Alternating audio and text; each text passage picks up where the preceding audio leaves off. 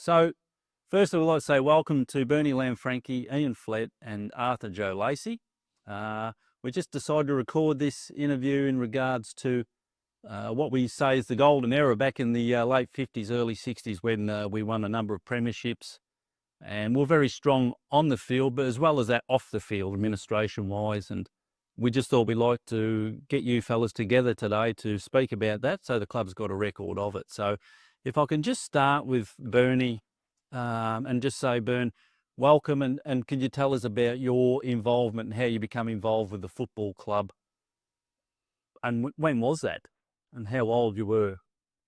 I was at school in Dorat for 9 years, and when I came home, I was 16 when I came home, and John Bowman, he was the one that come out to see whether I play football with Dunolly. Yep. Okay. And so at that stage, you come out and you decide to have a kick with Dunolly. What sort of grade or level was that at? Under 19s. Under 19s. Okay. So in them days, Dunolly had 19s, reserves, seniors? No reserves. Only under 19. Okay. And so at the end of that age group, then you'd have to either play seniors, or what would happen if they weren't up to that? Well, you just fell by the wayside. Yep. Okay. Yep. And so do you remember roughly what year that was, or years we're talking about? Yeah, 56 was when I first started. Okay. And we were talking before when we went on air that you were saying that your dad actually played for Dunolly as well in we think around about 1930, 31. Yeah. Yeah. And Dunolly actually won a premiership. Yeah, in that era. Yeah. So you certainly had the family connection there. And the Lanfranchis, of course, are farmers from not far out there. Yeah, 10 k's out. Yeah. Yep. And that went through from, if I'm right in saying, your father and his father? Or is it your grandmother's side or something? No, grandfather must have died very early. Okay, yeah. And back when you first come along as a boy, what was the football ground like? Can you remember? Tell us about that. Yeah, it wasn't too bad. It was a bit over on the roadside, was a bit on the gravelier side. Yep. And sheds and tin shed with the doggy to heat the water. Yeah. So where we're sitting today, this wasn't here, of course. No. The club rooms, I believe, were down behind the goals. Yep. Yep. And stop making noises, Andy. Oh, sorry. In 1956, you said you come along, and then could you tell us about, I believe 57 years played in the grand final seniors? 57, we won in the under 19s, won every game by the last home and grand final. Yeah. Okay. So I say you didn't play seniors that particular year? Not in 57, Okay. Or I might have, I can't remember whether I played it, but as a reserve in 19th or 20th man. Yeah. And then the next year in 58, you went into the senior side. It was coached by Joe? Yeah. And can you tell us about your memory of that particular year, like the build-up to it? Was there some different players coming to the side or other younger ones? Yeah, and Graham Watts, John, he come into with us. Yep. I think they were half a decent had gone up the year before. Yep. And as far as the grand final or build up to that year, was it pretty even, the competition, or? Yeah, well, the grand final was a draw. That was 58. Yeah. 58, okay. So we had to front up again for the... Yep. And we won easy. Yep. And the next time. And who was that against? Can you remember? Yeah, Campbell's Creek. Campbell's Creek, yep. And anything memorable out of those games that you look back on and think, the first game, the draw, what was the feel then when you were walking off the ground? Oh, well, no one sort of knew it one for a start. We were all just mingling around on the ground. Yep. And then they decided it was a draw. Yeah. Especially. Yeah. Gosh. And of course, that was coached by Joe. Yep. Yep. And Ian, I believe, was probably involved committee-wise. Yep. Yep. And certainly a special times. That was the first one of 6 premierships you played in. Yeah. Yeah, which is a heck of a rush. Yeah. Yeah. And what about the rest of those times going forward from there? Like, you would have been juggling your farming, your family, Oh, yeah. and football as well.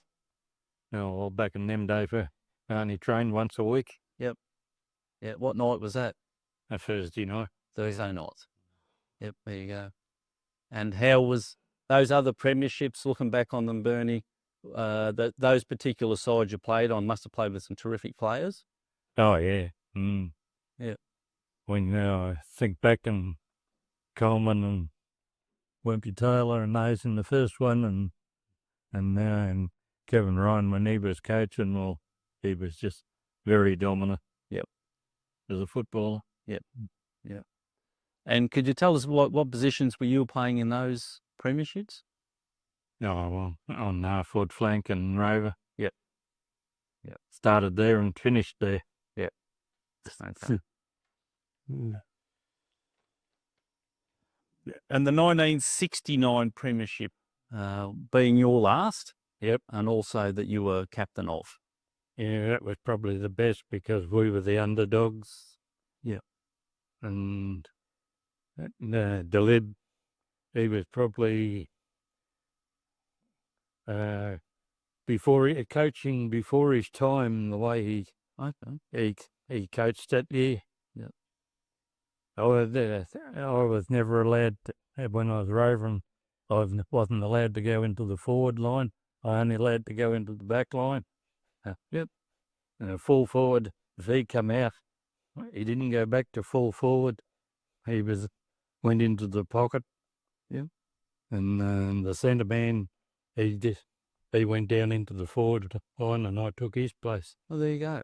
So there's quite a few strategic moves. Yeah, and my Newstead didn't know what was going on. Yep. And that was what happened in the grand final. Yep. Yep. And you're saying Didn't happen before or since. there you go. Yeah. And you're saying that's probably resulted in the win. Yeah. Yeah. There. Wow. Well, they had a lot of players well over 6 foot. Yeah. Well, Ruckman was 6'6", and there's any amount of players 6'3", and that. Yeah. And we were struggling to have a 6 foot player. We've hit Collingwood 6 footers. Yeah. Yep. So he made those moves in regards to trying to get a bit of an edge. Yeah. Yeah. And what was the result? Can you remember how much you won by? By a point, I think. Yep. Yep. I was the one that made the draw. Oh, yeah. And Peter Cross was getting stuck into me all day, and I thought if I ever got the opportunity, I would iron him out. But when I went to do it, I could see I was going to get there a bit late and give him a free kick. Oh. And that made the draw. Oh, wow. And you would have been relieved when you... And Ronnie Cole come on and picked it up and kicked that point to win. Wow. And that was in the dying minutes? Yeah. Yeah, there you go. Fantastic. But what a way to end you. Did you retire from that point? Yep. Wow. What a way to go out. And since your retirement, you had enjoyment with your 4 boys at one stage played here. Yeah. Yeah, which would have been a great joy watching them and following their pursuits. And I think, if I'm right in saying that, maybe at least Dean and Mark played in the junior winning premiership. Yeah. Back in the 80s. Yeah. Yeah, that's fantastic. Well, we might move on to Ian. So, Ian, you've been an administrator. You were playing. You've grown up in Dunolly all your life. Oh, yeah, yeah. And can you tell us about your first involvement with the Dunolly Football Club? The first involvement, yeah, I played a little bit of footy at the tech school. We used to have a couple of interleague games a year, and I recall playing in 2 or 3 of those. The worst one is Castlemaine. We went down there in the bus in the morning to play this game of football against Castlemaine, and it was freezing. And then it turned drizzly rain. And we were only kids, 13. And toward the finish, no one wanted the ball. I can remember we were all huddled up, and kids. It was a shocking experience. It didn't lead me to football whatsoever at that stage. So I didn't start again till when they'd play Bialaba, the seniors. They'd round up as many young blokes as they could. 16, 17, I think it was under 17 or under 18. And we'd play a match. I can remember playing out here a couple of times, but it wasn't affiliated, with the league. It was just a one-off thing. And we'd done that 2 or 3 times. And that sort of got me involved as far as I can remember. And, then after that, it was a matter of straight into the seniors. And I don't know what year, I can't remember what year Maxie Watts coached that I played. Look, I think it was 53. I'd done national service from February, March, April. And when I came out, the footy season was underway. And I was not sure to play, but I went straight in and started playing with the seniors. And the only real benefits we got when we played Timor, because they were about on our level. I think we had a win or two against them, but I don't think we had much success against the other clubs. But yeah, but when you think back, it was interesting times, and I only didn't play a lot of games with the seniors. 52, I think. Had a few games, 53, because I went into the army, and then when I came back, I played, and played in 56, I think, a grand final. We got beaten by Malden. And 57, I don't know when, but I had trouble with my knee. I'd done my knee a couple of times, would put me out of action for weeks. Probably a season nowadays, but they'd take you somewhere and they'd manipulate a bit and reckon you was right. And you thought you was right, but then, I had wonky knees. And the week before the final started, we were playing Redbank, and I was quite pleased, going pretty well out at Redbank. And I think it was the last quarter, and I was on the wing, and Richard Roselli was playing in the centre, and the ball was moaning up down our forward. I think Tubby had kicked 20-odd goals. And we just talked, and the ball came, and I spun quick I thought, I better get back. This ball's coming, and bang, away went my knee. And they carried me off, because then I missed out on all the finals that year. And 58, I played a few games, but I wasn't confident. And so I missed out on the winning grand final. Must have been a hard coach back then. Yeah, I can't. Maxie, when was you when did you start coaching, Joe? So Max was after me. What did you? Maxie. That's just right. You came early and then went, didn't you? Yeah. 54. Sorry, I must have felt. Well, I remember playing under this fella out on the ground here. I forget who we were playing, but I got an elbow in the eye. And a bit later on, I went to blow my nose like you do, and the eye all blew out because evidently it had ruptured something, an air sac or something, and it bowled my eye. I kept playing, but it was throbbing quite a bit by 3/4 time. And at the address at 3/4 time, we must have been a bit close, because this fellow was very excited about things. And when I was kneeling down, you know, in the circle at 3/4 time.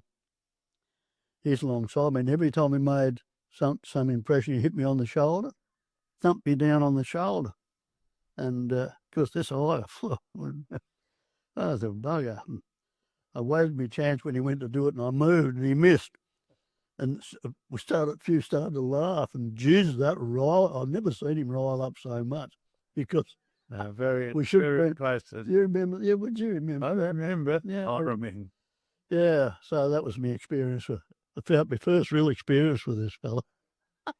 And you told me a good story the other day about a game you played at Timor against Timor, who were in the competition. Oh yeah, yeah. If you could tell us about that.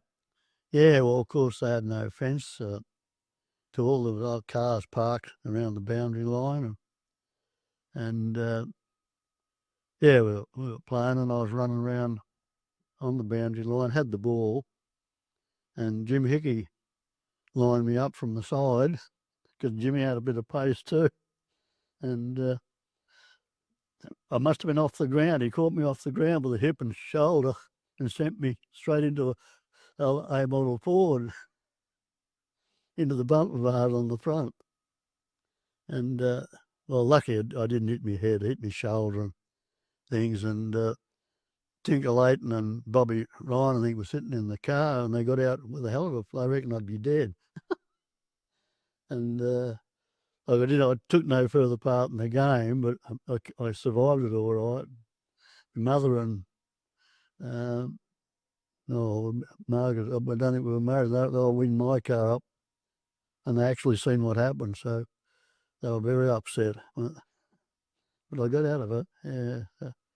Yeah, remember that experience at a time, or If I could just take a quick step back, and your father, Albert or Bert, was Hubert, yeah. Hubert, was involved in the football club and played a number of premierships. Can you have any memory of that as a child? No, nothing at all, Andy. Apart from photos at home of football teams with a few that I knew at the time, Sonny Downs and Archie Walls, Vernon Walls, that's Robert's father. They were all, most of them were in these teams. But I had no idea of what. He always quoted about the premiership they won when he went to Tarnagalla. They busted up here in Dunolly, and about half from here went to Tarnagalla, and what they thought was the better half went to Eddington. And they played them in the grand final and beat them. So he could always tell you about that, but I never knew anything of any other premierships that he played in. So there was a bit of surprise when they come up with that. So when you talk about the bust up, did those particular players return to the club? Yeah. It came back together. Well, it must have. I don't know what. I think it was about 32 or 33 when it happened. Chris might know about it, but yeah, he's always interested in him. He went on the selection panel for Dunolly. That was through the good times, a few years of the good times. Joe, Dad, and his brother-in-law, Jimmy Harrop, Brian's father. I forget who else. Jimmy Jenkins. Harry Glary. Yeah, Harry Glary. Yes, they were formed a pretty good selection committee at that time. They were very involved and very keen about it. So, yeah, they got a bit of enjoyment out of that with, getting a premiership or two. And then skipping forward again, as you mentioned, your football career playing career coming to an end. Then you went into administration. Yeah. And had quite a bit involved with that successful era. Yeah. We got quite a bit of a thrill out of what was going on, even though I wasn't part of that. But I enjoyed the. So I think I returned as secretary, and through that time, and then Doug Skane, who'd been treasurer for quite a few years. Doug was station master. Had a son played here. Doug wanted to retire, and they kidded me into taking on treasurer's job, which I didn't know a lot about. So I went down to his house one night and we went through a bit of the bookwork and what was involved, which gave me a bit of an insight. And we were going to meet again, and take over the books and finalise. I think poor Doug dropped dead before that happened.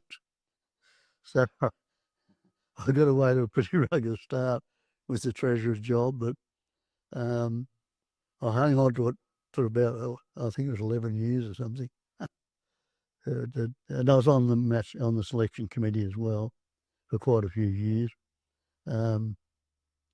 which brings me to an amusing point when Ron Delidio was coaching. We were in the old tin shed over there that I've seen being built actually in my young days.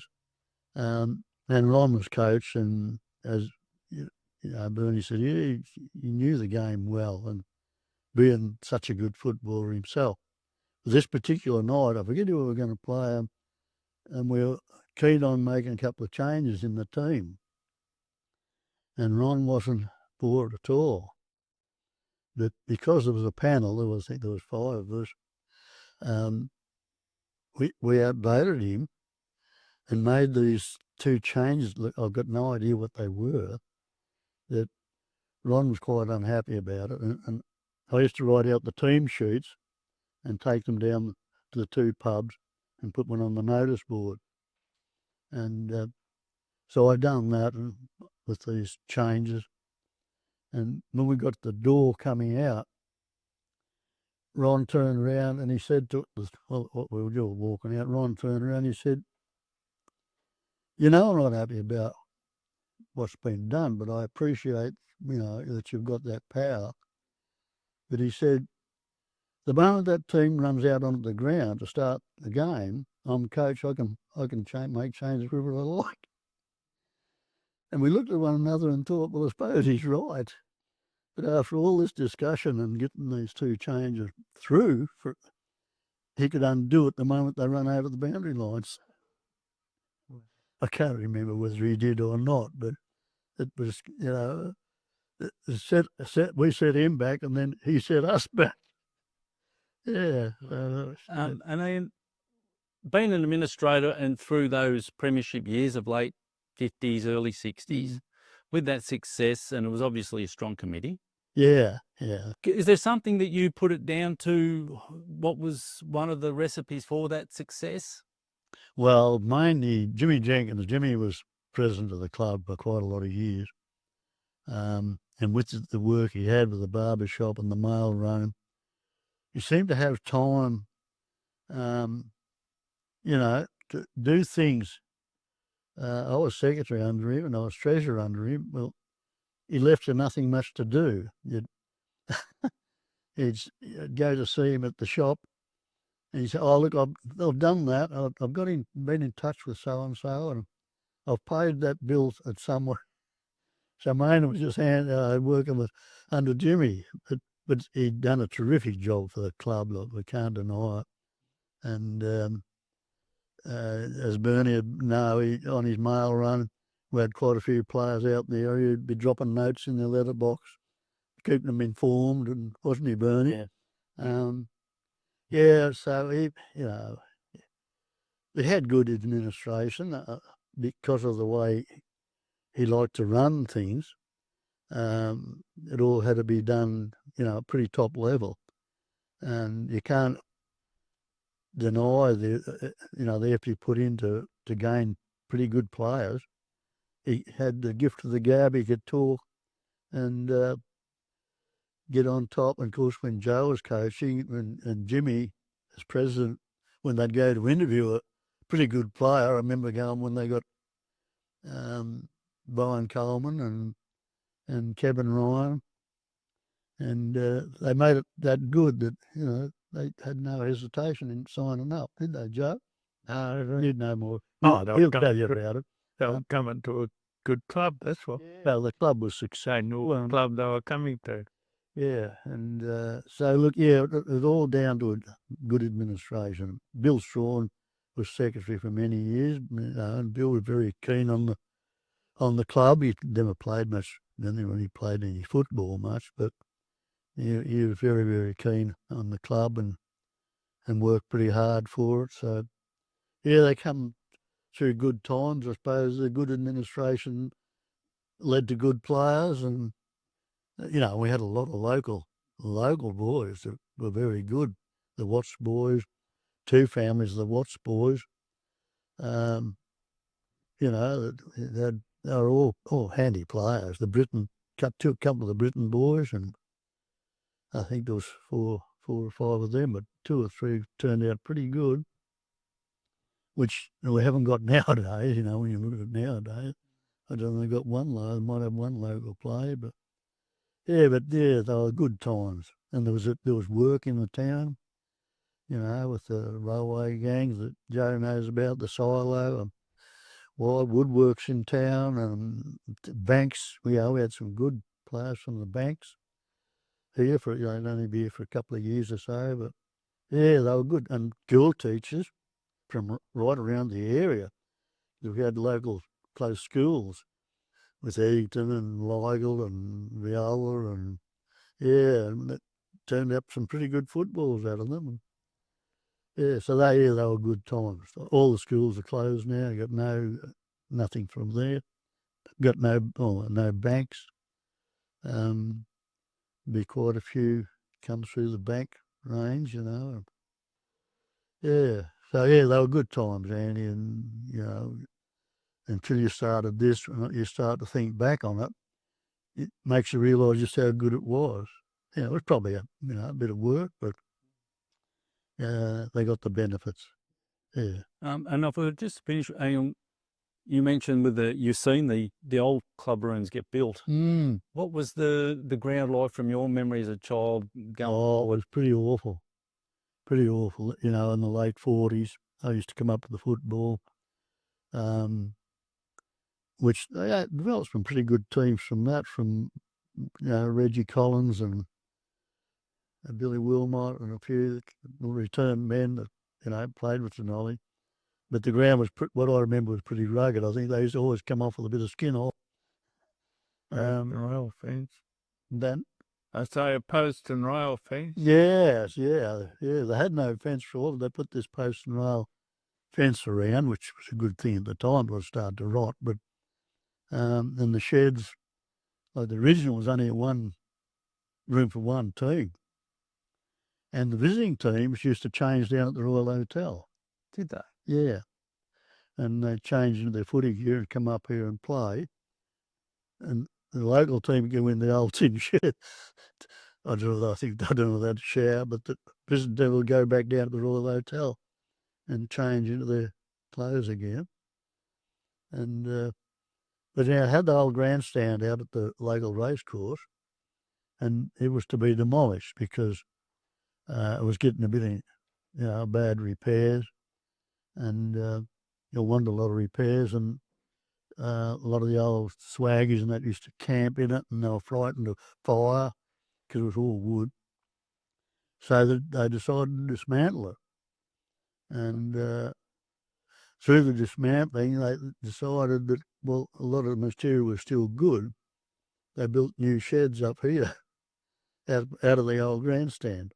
Okay. Yeah, so it was just only tin sheds, of course, but two rooms, one for each team, and the canteen on the end, the kitchen for the women.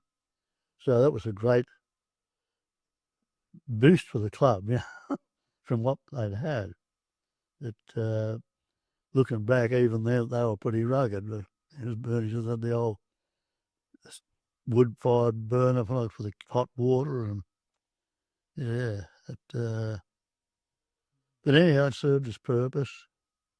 But it looked pretty ordinary, as a viewpoint when you come in the gate and look at the old sheds.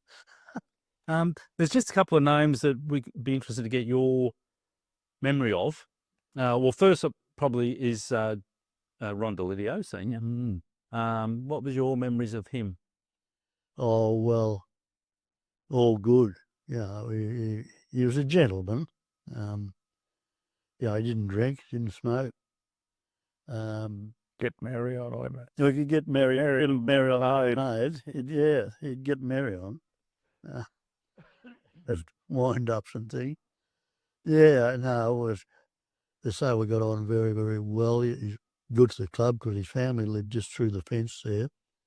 His father used to do a lot of work here, and his brother Ted, and so they had great involvement with the club. And Ron, he left the club. He left us down one particular year. He went up to Bialaba. He had a brother-in-law up there that was keen footballer, very involved, and he kidded Ron up there to play. And I know that the club, he was very, very disappointed. But he did come back. He did come back and play again. And as Bernie said, that drawn grand final, Ron was 40. And he kicked 7 goals in the drawn grand final. And of course, reports come out in the paper, Maryborough Advertiser, about the replay. And there was no way known that he could do it again. And he proved him wrong. He kicked 7 again in the replay. So I'm pretty sure he was 39 or 40. Yeah, 40. Had his 40th birthday in that June. Yeah. Oh, Joe would know, he'll tell you. But yeah,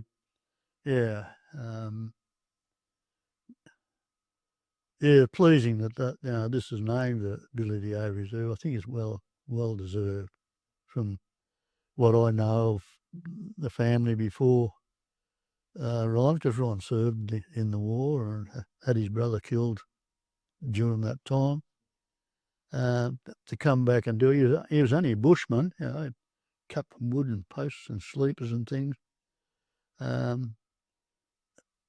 So it was a credit to him to live the life like he did with, he didn't want to drink beer, and he never smoked, and so really set a great example when you look at it that way. Yeah, so no ill feeling at all about Ron Lidio. And the other name we like to ask you about was Doug Beasy. Yeah, I can. Yeah, don't remember much about Doug's footy here, apart from we used to kick up the back of where they lived as young fellas. His actual playing on the field, I wouldn't know how many games he played here before he went away.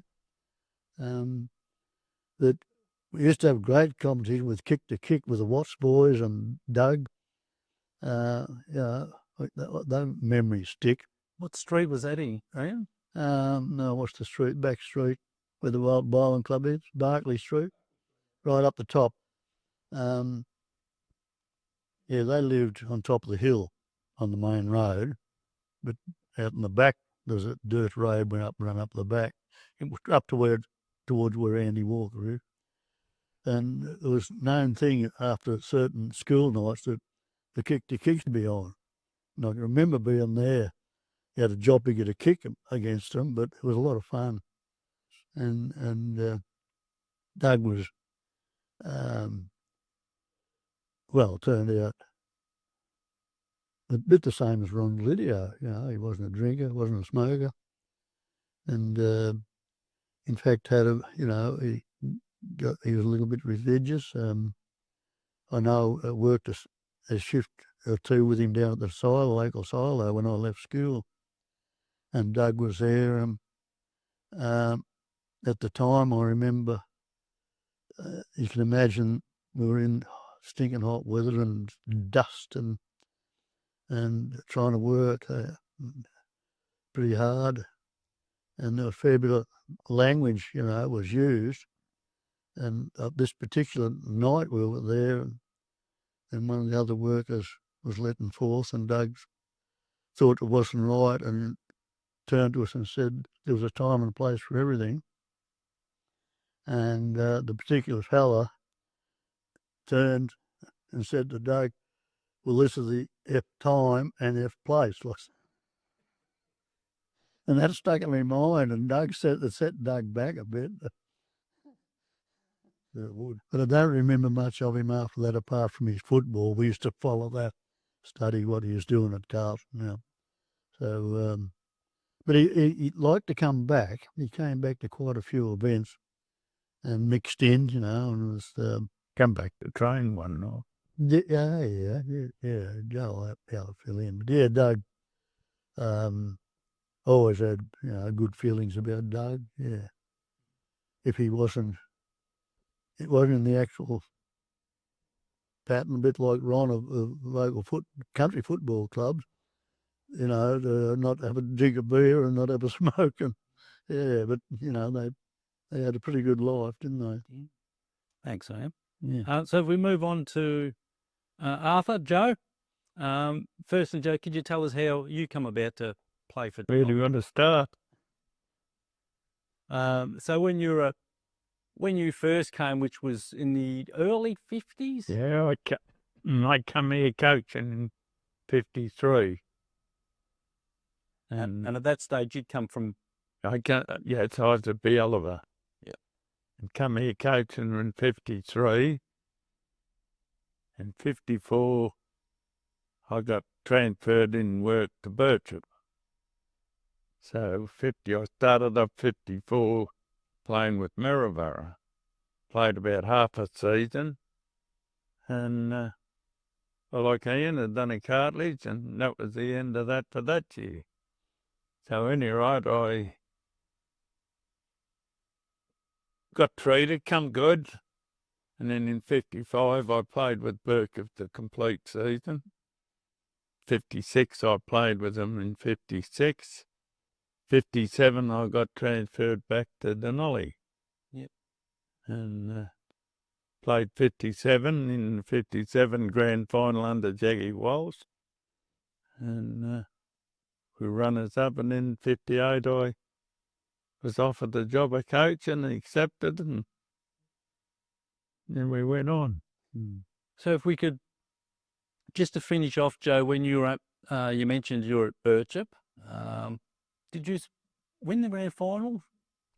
No, we got beat in the grand final at 56, and got into 55. We got beat in the grand final by watching by a point. In 56, we got into 4, but went out. And you won the Feeney medal, which is I did that year, yeah. the league medal. And when you mentioned that you've taken on the coaching job in 58 for Dunolly, you've told me before that you had certain ideas and certain ways that you wanted to go about it to help the club lift. Yeah, well, I was lucky in one way because I played the year before with Dunolly in the 57 grand final. And, well, in my mind, I had ideas why we lost it. So when I had the chance in 58, likes of Bernie, Morris Watts, Tony Polinelli, there was about 6 or 7 lads that was in our under-18 side. The trouble was we never had a second 18 in those days, so if you weren't good enough to hold your place in the second and you was over 18, you couldn't go and play football. You just had to sit and watch. So anyway, these lads, and they were good lads. Like Bernie, they weren't very old, 17, 16. I think Tony might have been only 15. But they had ability, and I felt we recruited a couple of seasoned players in Brian Colan and Alan Taylor, or Wibby Taylor. And I thought with the experience of the senior ones and the youth coming up, we got a future. And that's what we did. And they turned out good footballs, and we turned out a good football team. Went on 7 or 8. Well, I think we played in 8 grand finals running. 1-5. Quite an achievement. Pardon? Quite an achievement. Yeah, it was. But the young fellas, when the pressure was on, the younger ones, they had the legs and they were still running. We only had to tell them what to do or sort of try and guide them. and they carried out, and they were good kids. You know, kids that take notice and listen to you. Yeah, they were good. And we had a good team all around, and we had a good backing. We had a good committee, and well, everyone seemed to pull their weight, and it was a good club at that time, top club. Just for interest's sake, Joe, in training-wise, I think Bernie mentioned before that you train once on a Thursday night. Yeah, we trained 2 nights a week, but the outsiders we made it one special one. We better that one all together. We used to get enough here to pick up a practice match. We'd have a practice match some Tuesday night. We'd have enough here for a practice night, and then Thursday night we'd just have a light training night. But yeah, no, it was strong. It was a strong club. And also, I'm just interested, pre-season now, the footballers start pre-season in October at times. What was your pre-season? What would that look like back in your era? You got to remember this, Andrew.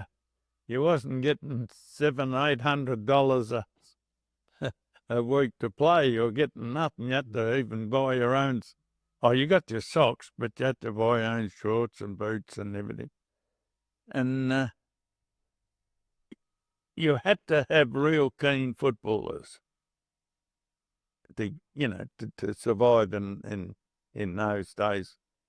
But our routine, well, most of the younger ones played cricket or tennis through the summertime, so they come into the football season, pretty fit, and life was different in those days. Your way of life was more active, and you could soon knock them into thing. And plus, football wasn't nowhere near as quick as what it is now. It was more just brain work and getting in position and not making mistakes. Whereas now you got to have a lot of speed. If I just quickly touch on, Joe, your thoughts going into that 1958 grand final where you drew it as a draw. What was your thoughts going into that, and then to try and get the team back up? For instance, Rondelidio that following week. Well, we were lucky to be in it, actually. We played down at Malden, not Malden, Campbell's Creek, I think it was, if I remember right. And we only more or less won the game there on time on, and to get into the grand final. And of course, we won the we drew the grand final, and it was just everything was flat. And on the Tuesday night, the Thursday night, I thought, like I trained them, what I thought was reasonably hard in those days. And anyway, on the Tuesday night, we never brought a football out, because I reckon if you brought a football out, they were going to be sick of it. But when I say if I was kicking, we had a bit of drill work with it, but no, we had a pretty light week worked on that prior week, and went into the grand final full of confidence, and we had a win. And out of those premierships, Joe, is there a particular side that you look back on and go, wow, that particular side was more powerful than another, or? No, not really. No, of course, the younger ones in that come into it in 1958, they got a little bit stronger and made things easier, and you could work with them. We used to have meetings here. We'd have discussion nights and things like that, and we'd learn things and that. But I think we did improve as the younger ones got older. But then the older ones got a little bit slower, so it sort of evened it out. Yeah. And of course, you've seen some good players move on. Tony Polinelli, as you mentioned, was 15. Yes, I think. I think it was round about could have been 59, 60, somewhere about that time. There was 5 players out of that side that got offers to go to Melbourne. Tony was the only one that took them up. Peanut got an offer to go to Fitzroy. Well, I could have went to Richmond. Coleman got an offer to go back to Essendon. He played with seconds. I don't think he played a senior game, but he got transferred in the police force. He got an offer. Oh, we could just offhand I can't, but I think there was 5 there got offers to train with league sides in Melbourne. So that's pretty good effort for a little town like Dunolly. Remarkable reflection Yeah. of a small country town. Well, matter of fact, Morris, Peanuts, he signed with Fitzroy, and when I was at Birchup, Alan Killigrew and Ian Drake came there. It was when they started the Form 4, and they were coming around. They was offering £400 and £500. That was in those days. £400, yeah, which is what $1,000 in today, just to sign up a Fine 4. And when I come to Dunolly and knew that Fitzroy was chasing Peanut, I said to him, "Don't you sign till you come and see me." And anyway, he come to train one night and he said, "You're going to go cricket, mate?" I said, "Why?" He said, "I've signed up with Fitzroy." I said, "What'd you get?" He worked at the woodworks up there where the Growler's garage was. I said, "Well, how much did you get out of it?" He said, "I signed to get rid of him." Yeah. And it was a bit disappointing, I think, because he was a lad that he'd have made it. No worries about that. But he'd have made it, but he just loved the country and loved Dunolly, and that's where he wanted to play. Joe, if I can just ask you, looking back on, you've had 3 league best and fairest, 5 premierships, and I think something like 6 club best and fairest. It's a pretty remarkable achievement. Yeah, but I had a lot of help. Yeah. He was good. I had a lot of help. Yeah. Yeah, I was a bit lucky.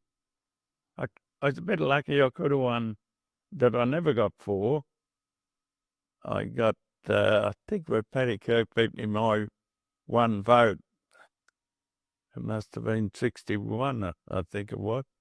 I won the Maribor Advertiser vote instead, but he beat me by 1 vote. I was a bit unlucky that year. I had a hamstring and missed 2 or 3 games, but that's the way it is. You take the good with the bad.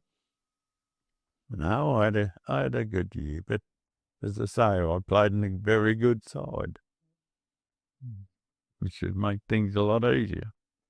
And you also, if I could touch on a story you've told me before about after one particular premiership, you all come together in celebrations, but you raised the point about it. We can do better as a club in regards to the club rooms down there. Oh, that was in the museum when I was telling you about the old club rooms. Yeah, they were pretty basic. As Ian said, we had the rubbing down tables with just floorboards, hinged to the wall, nails around the thing to clothes, hang your clothes on, and the rubbing down tables. I think there's 3 rubbing down.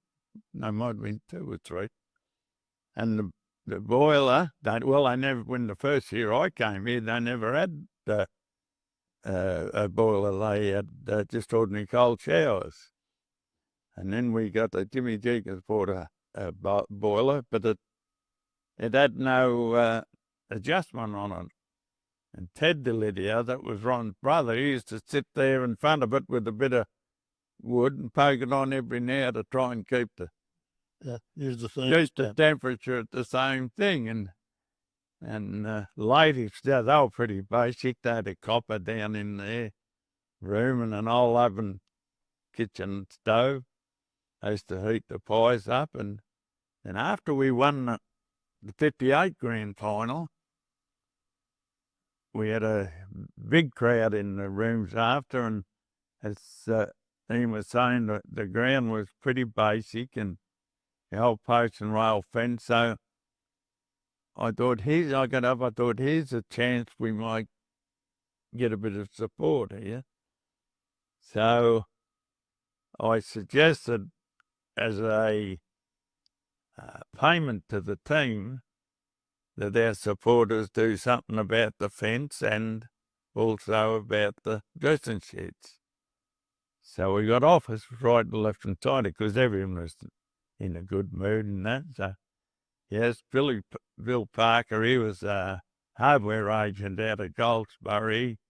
He supplied the posts and netting for around the fence. I can't think who. Someone supplied the masonite for the rooms. They got lined out. The boiler got put in, and Ralph Davison was a chap here. He was a bit of a handyman. He put the hot water through the showers, and then the ladies, they got a pie warmer, and yeah, things went up a bit, and we got the posts, the fence at this to now, and the water system used to go around the top rail. Just I think it was more or less a thanks from the public for winning the grand final, because they've been for years, 30-something odd years without one, and we got one, and everyone thought, well, yeah, we'll do that. And that was, that's how we finished up, got the sheds lined. Look, I could take the opportunity to say to you three gentlemen, congratulations on and thank you on behalf of the football club for all that you've done over the years. If I could also ask the history of this building, if we could talk about that. Oh, Tom, well, Tom Peterson was the backbone of that, and Jim Bryant. yeah, they were. Well, Jim Bryant was actually the president. I think I might have been secretary. I was. Ian was As the trustee. on the trustees. This is the trustees. And there was 5 or 6. Anyway, we decided we'd build this new club rooms. Anyway, we got it. One of the boys that played football, Terry Erford, he worked for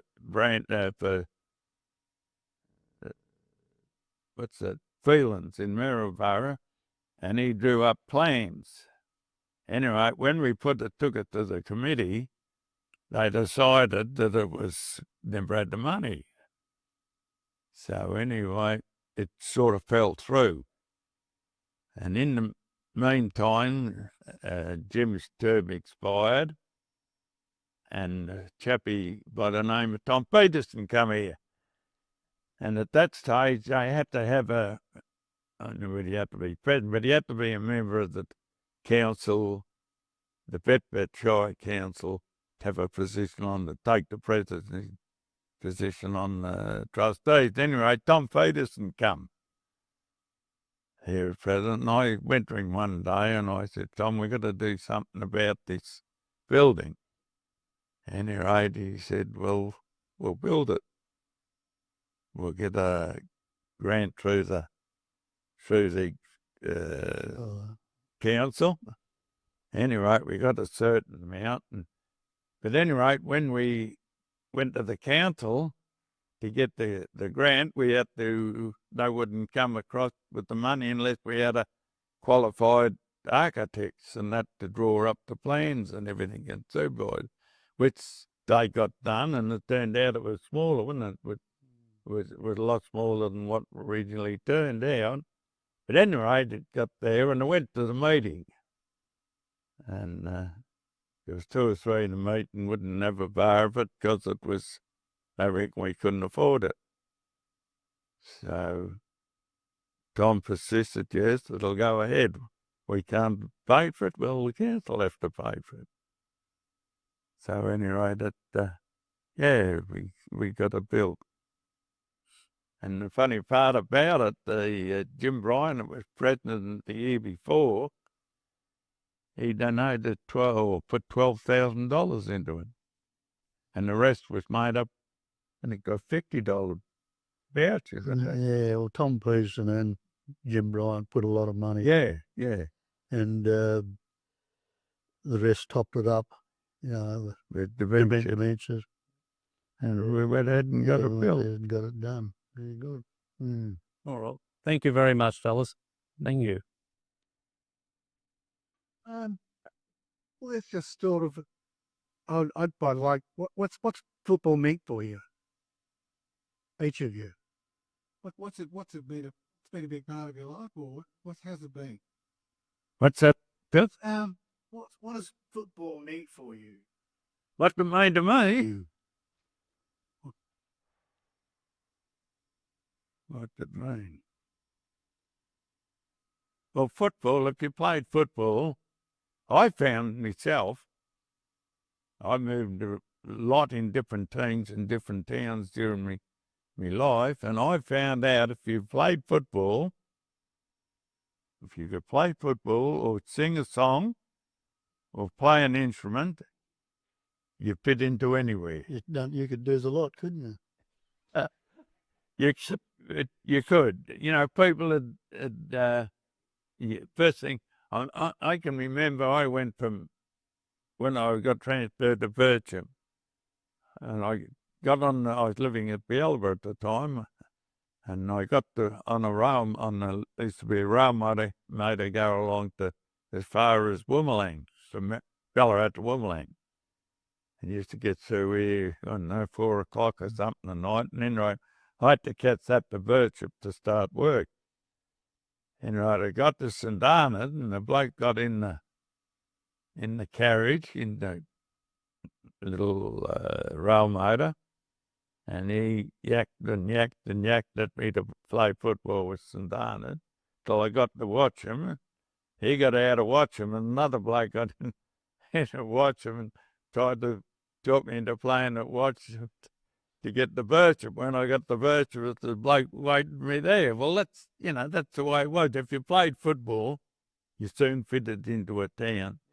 Or, as I say, if you could play an instrument or something, you got there. Yeah. Well, yeah. Looking back on it, apart from the players you met from, the other clubs, and I didn't have a long tenure at that, but even in administration, you had connections with all the other clubs, and you met a terrible lot of people just through going to meetings, just to regular meetings. Late ones, all the time. Pretty late. Well, Dunolly was noted for always being the last to leave. Most of those meetings were held at hotels in Maryborough or Malden, wherever. Nearly always at a hotel.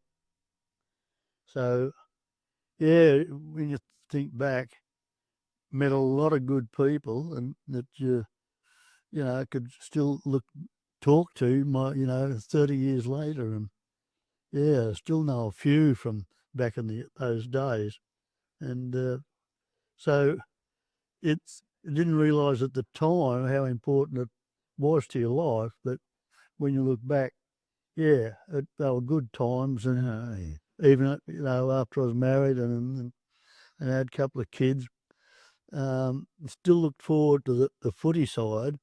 I forget what we used to do in the winter. I never played in the summer. I never played cricket, but eventually, of course, got into the bowling sides. But But if Yeah. you never played football, there was nothing else to do. Well, that's right, Joe. Those two. The football or go rabbling out the bush or something. Yeah, to say we felt a bit neglected when you look back with those under 17s. Like we started that without any actual competition. That eventually it went, club wise, with the league and finished up the under 17 competition. Because by then I was, in alley I was too old, and that not good enough to go on at that time. But yeah, Philip, it was a wonderful part of life when I look back on it. The people you met, the mates you made. Still got it. Yeah, we've still got Got it. mates and a few from the other clubs that are still going. You can always say good day to and have a bit of a joke, Yeah, so really, you don't know what your life would have been like without it, but it was great to have been part of it. What about you, Bernie? Now, I spent most of my early days at boarding school, and they were all very sporting and orientated. And from that, I just always played football in the winter and tennis in the summertime. All my life. Yeah. I remember his father used to bring him into training. Yeah, as a lad. And then when he started to have wheels, he used to park at the old sheds over there. And I came up after work, of course, I had a Dodge car. And I pulled up behind Bernie's ute. He had a Holden ute.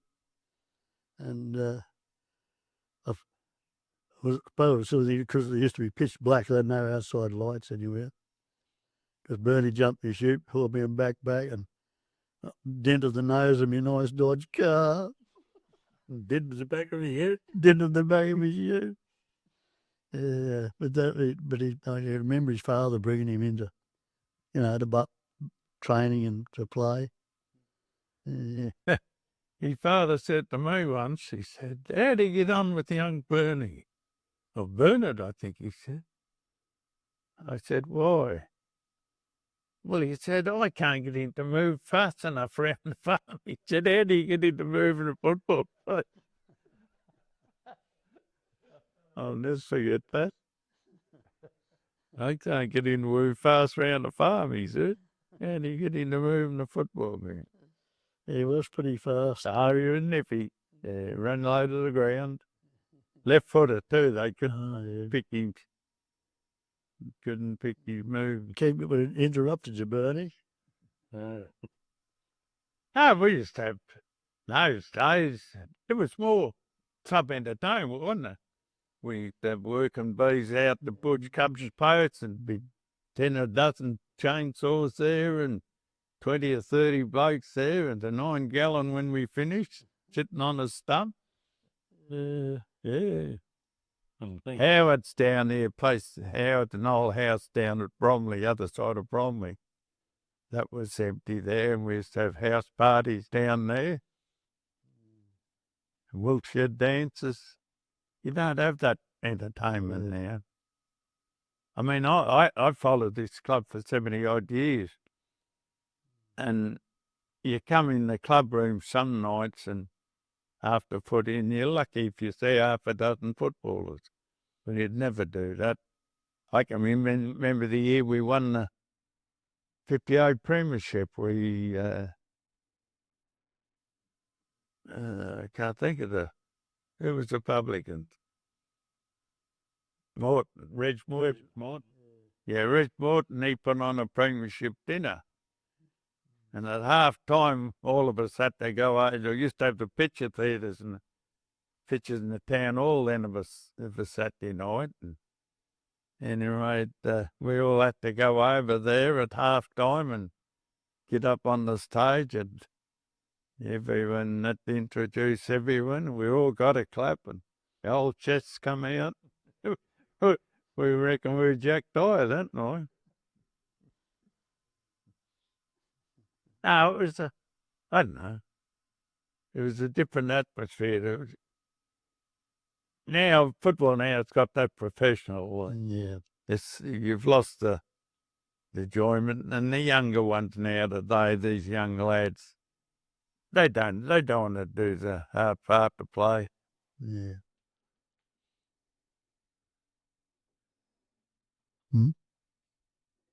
Daddy's got you. Sorry. Ah. He's going to look up his brainchild. Back in the lap box. Oh, back in the lap box. Short in the bell. Yeah. Power. Is there any other stories you want to talk about before we finish up? Some about football trips? Yeah, football. No. No, you don't talk about football. No, you. Is any about characters? Funny, I'll tell you something. One thing about our football trip, I think that was after 58 premiership. We went to Warburton. Yes. And it was some club, it was a football club. At any rate, there was a turnout put on for us on the Saturday night down this Launching place. was it club? Was it? Launching place. place. Yeah. Huh? Launching place. Launching place. Yeah. Yeah, and we had of course, everyone's enjoying themselves, and with the policemen, we had two policemen with us, Brian Coleman and Jim Simmons. And anyway, I'm sitting at a table with Jimmy Harrop and Ian's father and Jim Simmons, the policeman. And right, all these young bucks, they got this drink going, Red Indians or something they called it, I don't know. But anyway, we're sitting there, and I said to Jim Simmons, I said, geez, Jim, I think we better go and have a talk with these lads. No, he said, we'll just sit here and hang on a while, he said. Anyway, next thing we see one get up and go out, another one get up and go out. And Simo said to me, he said, I think we'll go and have a talk with them now. And that was all right. So the next morning, there was the Norton Place Football Club, was it? Or put on a Sunday morning for No, that was Warburton, wasn't it? Warburton, wasn't it? Yeah. Yeah, down at the club rooms. And we got lectured. We all had to be back for dinner. The only bloke that never got back for dinner was the policeman. But no, it was a very good trip. And yeah, we had some good trips, but they were well conducted. Everything was there, organised to sort of keep you, busy. You was never left there to waste time on anything. We had bus trips. Dust trip. Warburton trip, we went up to the Upper Yarra Dam. We went to Mount Gambier, went out and had a look at the freestone getting cut. No, there was always something. Good trips. Well organised by a good president. We had a good president. were coming back from the Upper Yarra Dam, the bus load of us. We hired a bus, and there was a little pub on the side of the road on the way back. The bus driver knew them and asked, do you want to stop and have a drink? And, oh, yeah. They pulled up and we all got off, and Rory Flett, a cousin of mine, opened the bloody door. There was two elderly women looking after beyond the bus. You should have won 45 beers.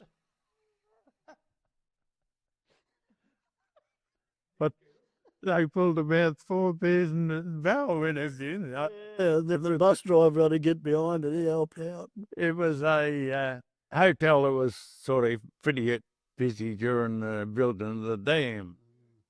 And because these old couple there, they didn't know. And right, the bus driver got in behind, I think. Reg Morton too, he was the ex-pub. Well, he had the pub, he got in and helped serve. Yeah.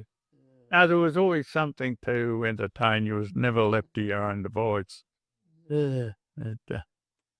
Is any characters that stood out in that golden era, from the 50 7 further 69 that you like to talk about? Different characters on the night. The people were different ones that get up and reckon they could sing, but I suppose they sounded entertaining if you was in a certain state of intoxication. Yeah, Oh no, you made your own fun, didn't you? yeah, really.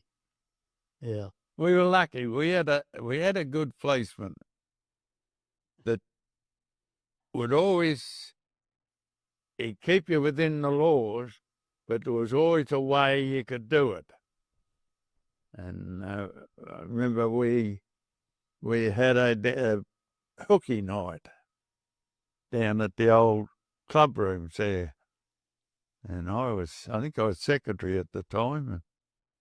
And anyway, I went and seen him about it, and he said, "Yeah, you're right." He said, "You have anything to drink?" And oh well, we're thinking about it. Well, he said, "You better." He said, "I want a drink." And he said, "If you don't, when you're looking for someone to have their turn at play the hooky," he said, "I'll be down the street in the pub." So he said, "My suggestion is, do you get a barrel, sell tickets for it, and if I see no money changing hands," and he said, "if anyone comes out, you're right." But he was good. He could always, keep within the law, but there's always a way that you could, same as our Woolshed dances and out there and house parties and that. We always had drink there, but never had no trouble, did we? It was always well. I was a good type of lad, like disciplined people or players. That was the secret of it. No idiots. yeah. Is there anything else, you guys? Oh, no, I think the brain box is about gone empty. But Oh, memory's gone. I know you've done a terrific job. But No, I'm glad, that this has been done. I was hesitant to start when I think it was Chris first mentioned it, but it made you think a bit, and it's been great to be part of this with a couple of good mates, and remember what we did go through, and really it was great times. what's I'm important? glad we went through it. I mean,